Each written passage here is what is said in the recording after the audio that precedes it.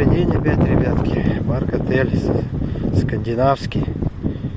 Вот тут постояли, подумали об своей жизни. Посмотрите, опять даже издалека показываю. Смотрите, какой это. Все просматривается вообще супер.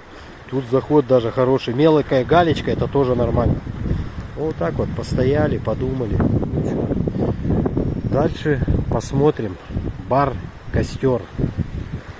Сейчас пройдем и посмотрим, что там внизу есть. Вот он, бар Костер. Вот он такой бар. Здрасте. Ага, вот такой бар. Во, ребятки. Ну, есть где разместиться. Есть. Так, что там еще?